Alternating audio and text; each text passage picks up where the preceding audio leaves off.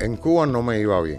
Estaba dependiendo de un sistema de promoción cultural que me utilizaba. Abel Santiago, un hombre cubano, joven, patriota, secretario de prensa del Partido Republicano de Cuba.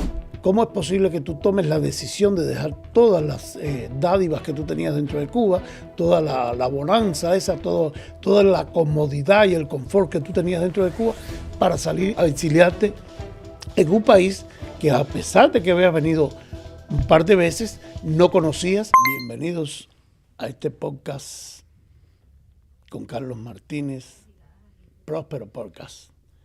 Tengo el placer de tener conmigo a Abel Santiago, un hombre cubano, joven, patriota, secretario de prensa del Partido Republicano de Cuba, una organización que está dando de qué hablar, dando qué hacer, y de ese particular vamos a conversar en este espacio para llevarle a ustedes el mensaje que él tiene para darnos. Bienvenido a este podcast. Muchas gracias, Carlos. Siempre un placer compartir contigo y estar aquí en tu espacio. Cuéntame de qué, por qué te inspiras tú a llegar al Partido Republicano de Cuba. Yo, digamos que tuve la oportunidad de compartir y de trabajar con varias organizaciones que se autodefinían como organizaciones opositoras. Alrededor del 2015, en Cuba estaba sucediendo la campaña Todos Marchamos, que agrupaba mayormente a las damas de blanco en su marcha por la Quinta Avenida. Y alrededor de este fenómeno se creó una organización que se llamó Foro por los Derechos y Libertades. Y entonces ahí donde yo comienzo a colaborar con estos movimientos de oposición. Yo en ese momento estaba viviendo en New York y me estaba un poquito alejado de la realidad de Cuba y las relaciones con Miami, etcétera, pero tuve la oportunidad de conocer a varias personas que estaban envueltas en esto en Nueva York y me inspiraron, ¿no?, a participar porque yo vi que había un cierto carácter de realidad, de verdad, en lo que estaban haciendo. Estaban haciendo algo concreto. Esto te lo digo a manera de contexto porque lo que me inspira a mí después de esta experiencia casi ya de 10 años, lo que me ha inspirado a mí del Partido Republicano es el nivel de organización y de estructura que ellos han sido capaces de desarrollar a través de sus 23 años de existencia. Hay una gran diferencia entre lo que yo he experimentado dentro del partido y en lo que experimenté en este otro tipo de organización que ya a estas alturas, en mi opinión, son remanentes del castrismo. Son estructuras que están, organizaciones que están estructuradas de manera vertical, con cierto carácter de caudillismo. Siempre hay una figura redentora que trae la luz en la mano y guía a sus seguidores. Y creo que el tiempo demostró que no tienen ni organización, ni estructura, ni seguidores. El Partido Republicano de Cuba está dirigido por Ebrahim Bush. Ibrahim Bush es el presidente del Partido Republicano de Cuba. Hay una cosa importante que hay que entender del partido y de por qué está ganando la relevancia que está ganando, y es porque en realidad está estructurado y funciona como un partido. Quiere decir que la presidencia de Ibrahim Bush es el resultado de elecciones nacionales que se efectuaron a través de sus 16 delegaciones provinciales en Cuba y de todas sus filiales municipales.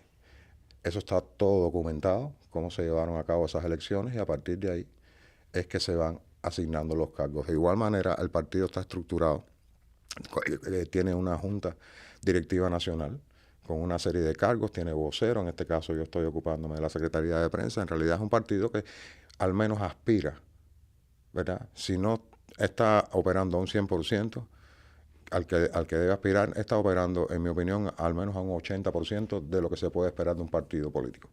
En tu opinión, ¿cuántos miembros tiene el Partido Republicano? 3.000 más. 3.000. 3.000 más. Ok. ¿Tú llegas a los Estados Unidos como opositor o tú llegas a los Estados Unidos como un ciudadano más que salió de Cuba? Y cuéntame eso. Sí, eso me hace remontarme a mi vida en Cuba. Yo originalmente estudié en la Escuela de Diseño, el ISDI. Me gradué ahí en el año 91. No sé si has visto, pero bueno, ese edificio ahora sucumbió al paso del castrismo y está absolutamente en ruina. Como Pero tantos. fue una experiencia de estudio muy novedosa para el momento en que, porque yo entré a ese instituto acabado de inaugurarse. Después me dediqué a hacer arte contemporáneo, que es como se me conoce a mí, pero se me conoce por mis dos apellidos, que era lo que yo usaba como artista, Francis Acea. Y bajo este nombre tuve una carrera de artista contemporáneo de 7 años en Cuba. Me fue muy bien, gané reconocimiento internacional, etcétera. Y era arte contestatario, que es lo que te decía, ¿no? Venía a tratar de ponértelo en contexto. Entonces, cuando yo llego a Estados Unidos, ya yo vengo con una serie, a mí prácticamente me expulsan de Cuba. Hay una persona que es responsable de esa misión, de sacar a esta, porque el arte que yo estaba haciendo en ese momento era un arte que le estaba retando el intelecto a estas personas, no había por dónde cogerlo. Yo estaba usando exactamente el mismo lenguaje que utilizaban ellos para su propaganda. Es una cosa en la que yo me he desarrollado después, posteriormente en mi vida. En ese momento no podría saberlo, pero eso es exactamente lo que estaba haciendo. En otras palabras, se le viró la tortilla en su narrativa. Y entonces el arte de nosotros era tan contestatario y estaba tan bien estructurado que nunca pudieron acusarlo de contestatario. Sin embargo, cumplí esa función. Finalmente llegué a Estados Unidos, reclamé mi estatus de refugiado político en Batavia, en New York, y me fue denegado y ahí me deportaron. Estuve deportado 5 años, sin papeles. Te deportaron, pero no llegaste a irte para Cuba. No, porque lo que sucedió fue lo siguiente. En el momento en que yo ingreso mi petición de asilo político, el juzgado en Buffalo, New York, no hace la transferencia a Miami.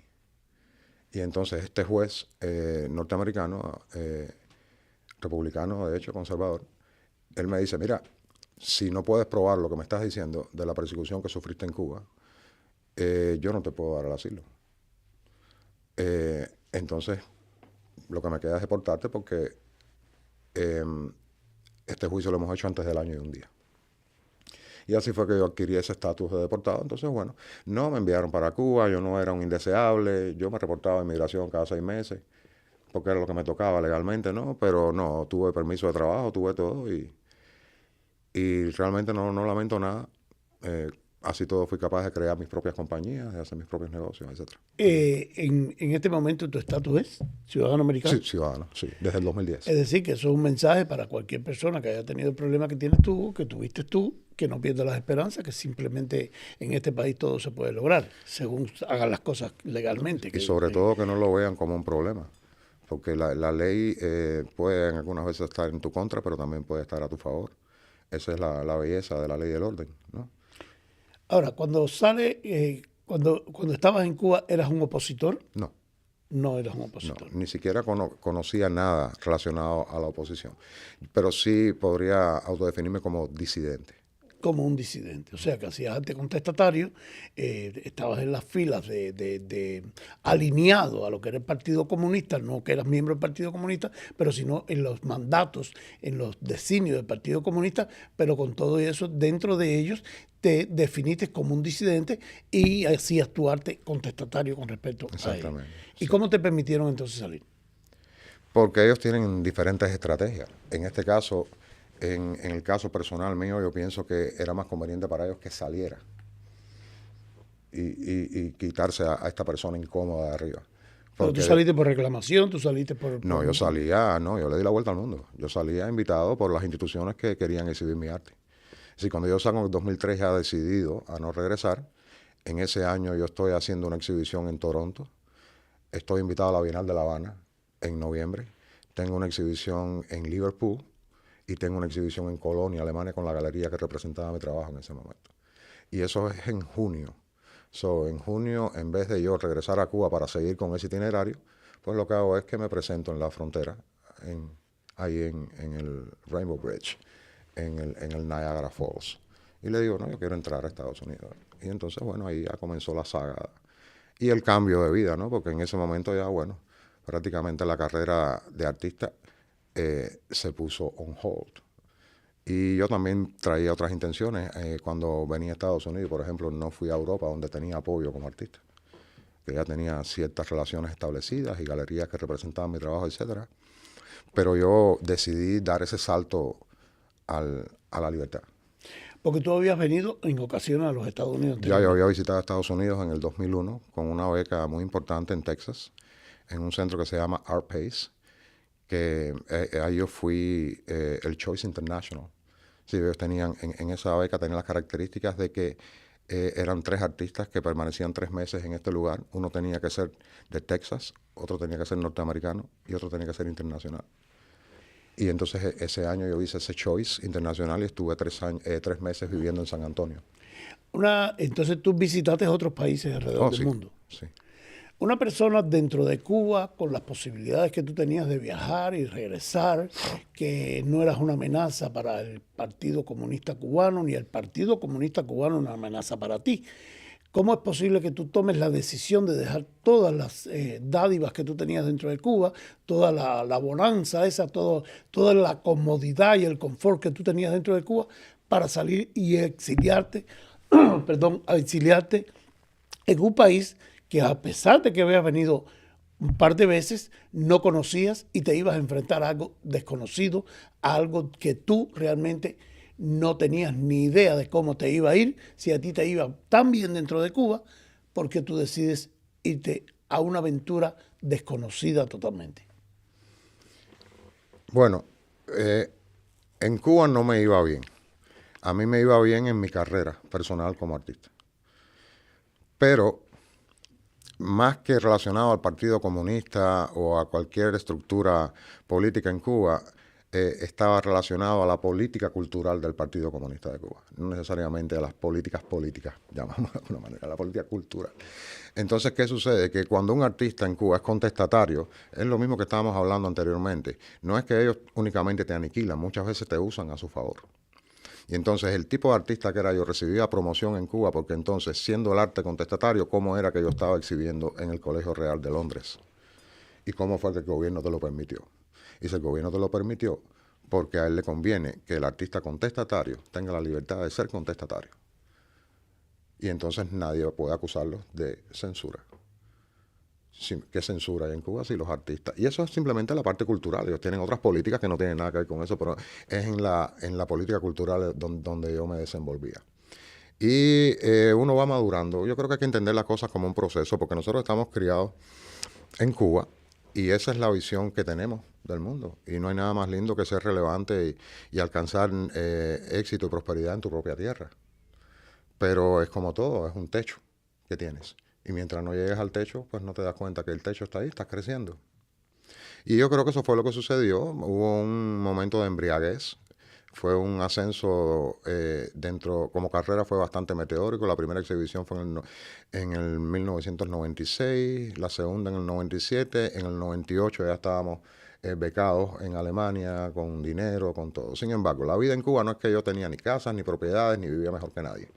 Yo simplemente iba a una exhibición por 3 meses con una beca, digamos, a Alemania y regresaba con $5,000 a Cuba. Pero $5,000 en aquel tiempo en Cuba era mucho dinero. Claro, y me permitía vivir bien y que mis hijos comieran y que se yo, qué sé cuándo, pero no me permitió ni adquirir propiedades, ni abrir un negocio, ni prosperar. Y yo soy un tipo de persona que artista no es lo único que soy. Entonces yo también tenía mis intereses. Y hay un momento en que ya yo decido que tengo que emigrar por mí, por mi familia y por mi futuro.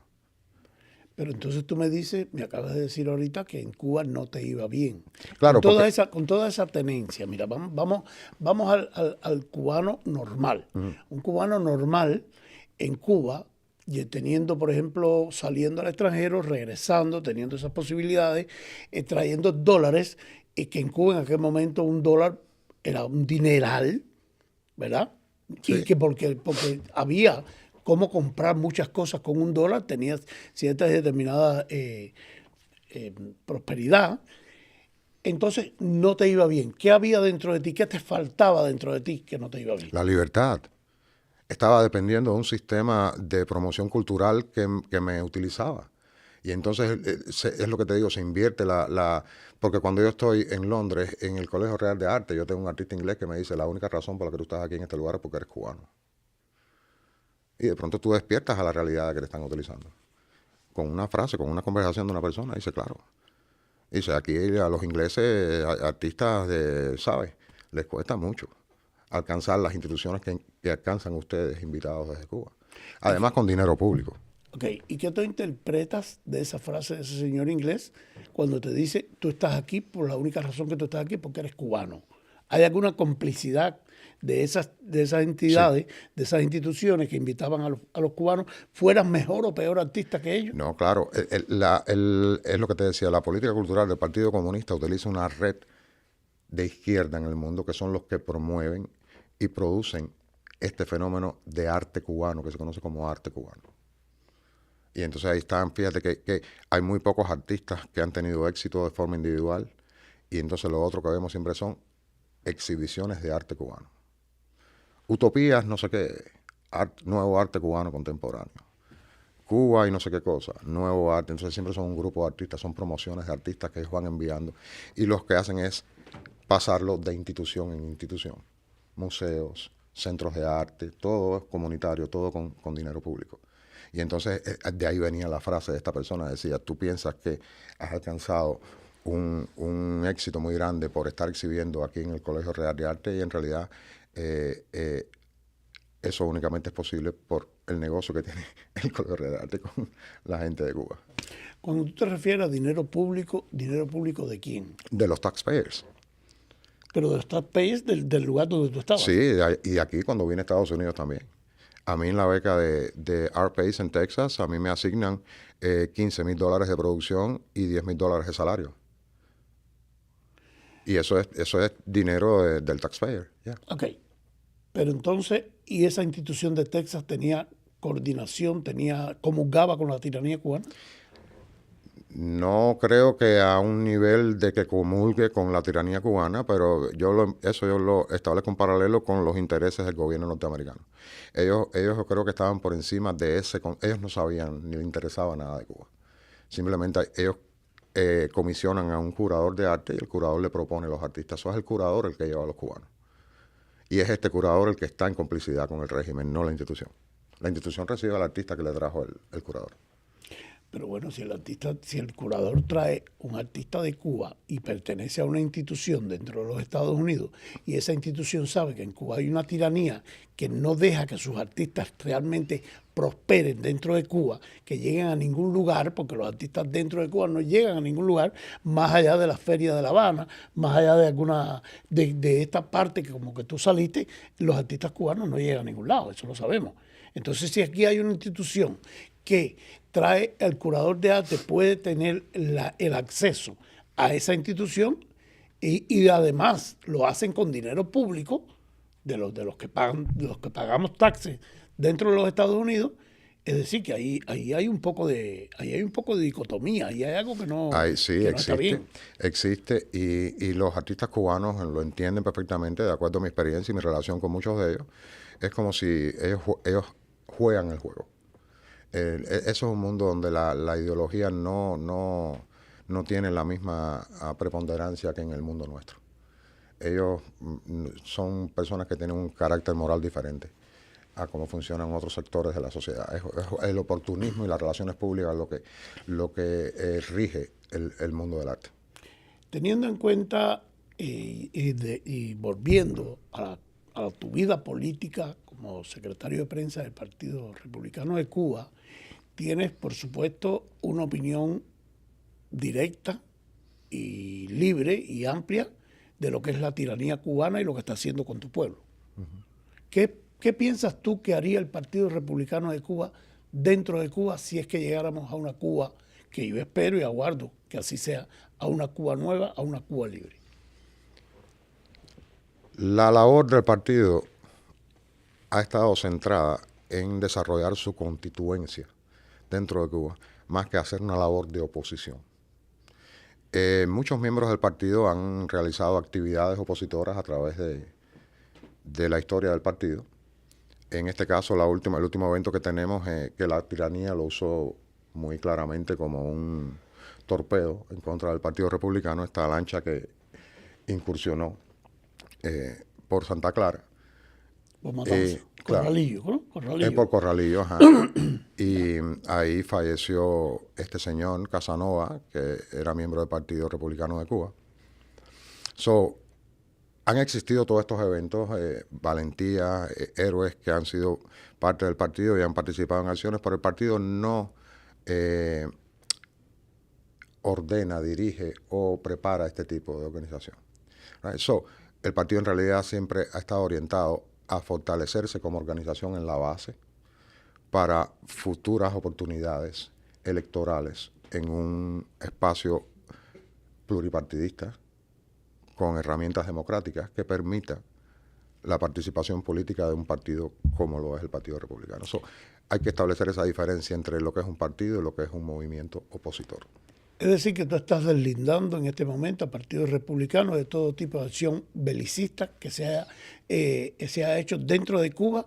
Tú estás deslindando al Partido Republicano. Esa no es la línea, esa no es la directiva del Partido Republicano. El Partido Republicano está enfocado en desarrollar su constituencia para futuras oportunidades de participar en un proceso electoral con garantías y herramientas democráticas y pluripartidistas.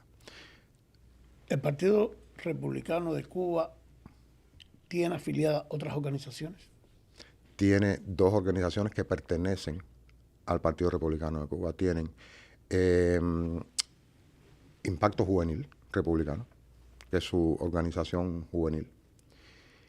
No creo que pertenecen al partido, pero sí está relacionado con FLAMUR, la Federación de Mujeres Latinoamericanas Rurales, otra organización que lleva bastante tiempo. Sí, la conozco hace muchos años. Claro.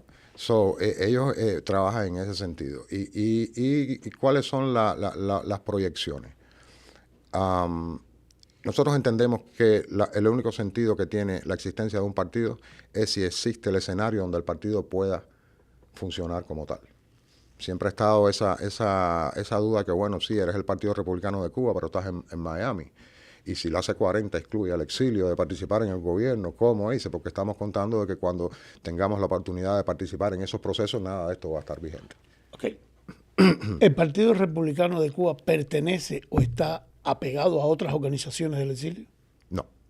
O sea, que es un partido que no tiene unión con ninguna otra organización. No. Ellos operan dentro de sus propios parámetros, tienen su reglamento y tienen su manera, tienen reuniones mensuales, tienen toda la estructura. ¿Crees que el Partido Republicano de Cuba pudiera ser un partido dictatorial dentro de Cuba? ¿Dictatorial? Sí. Porque lo veo como muy solo, como muy único. No creo que no, porque no es aislamiento, sino el foco que tiene el partido para crecer como organización, no creo que necesariamente tenga que devenir en un proceso rígido o dictatorial, si se quiere. Muy al contrario, el partido está muy implementado en crear la cultura electoral y la cultura partidista dentro de su organización. En el Partido Republicano hay libertad de decir todo lo que uno dice.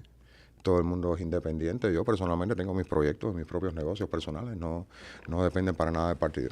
Lo que sucede es que como partido al fin, y no como una organización opositora, ni como una organización con un líder caudillista, sino como organización, ofrece la plataforma necesaria para uno realmente hacer una labor política y además ver los resultados y crecer en esa labor política.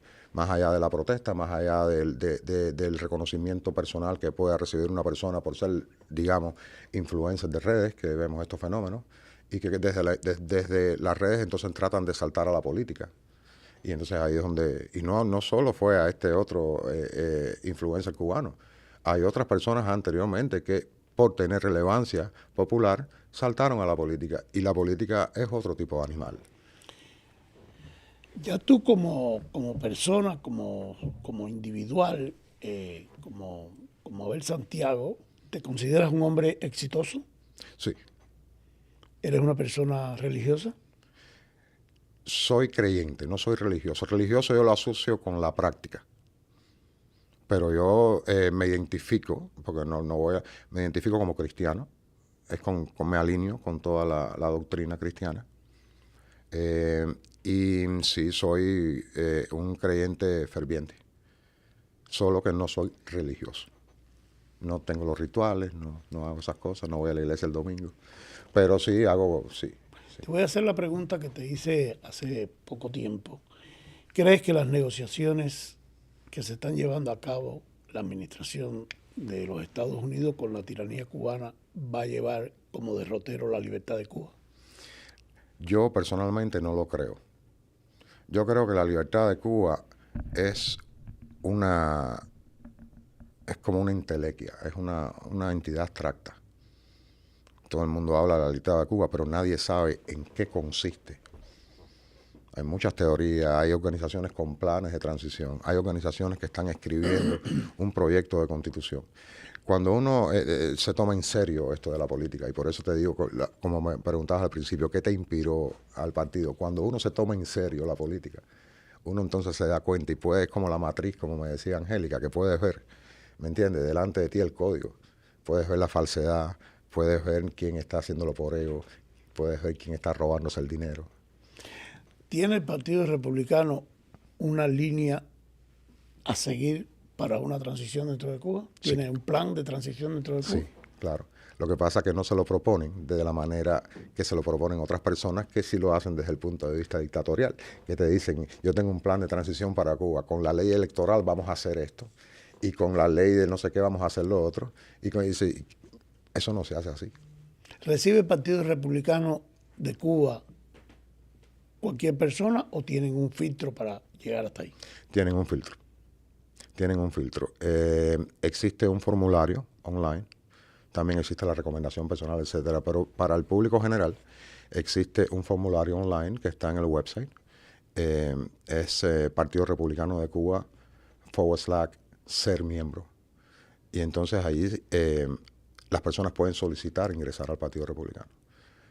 Una vez que se recibe la solicitud a través de este formulario, pues se le contacta personalmente y se finaliza el ingreso, o no. Estamos en el minuto final de este podcast, Próspero Podcast, conducido por Carlos Martínez, y hoy un invitado muy especial, Abel Santiago, secretario ejecutivo o secretario de prensa, mejor dicho, del Partido Republicano de Cuba. Un último mensaje para el pueblo cubano y para el exilio cubano. Yo insisto en que el pueblo cubano tiene que aprender a recibir. Muchas veces se le hacen ofertas que ellos mismos se niegan. Entonces yo le diría a los cubanos, si me escuchan, que entiendan que el cambio está en sus manos y que tienen que salir a buscarlo, que no se sabe cuál es, pero no están solos. Y al exilio le diría que no están engañando a nadie.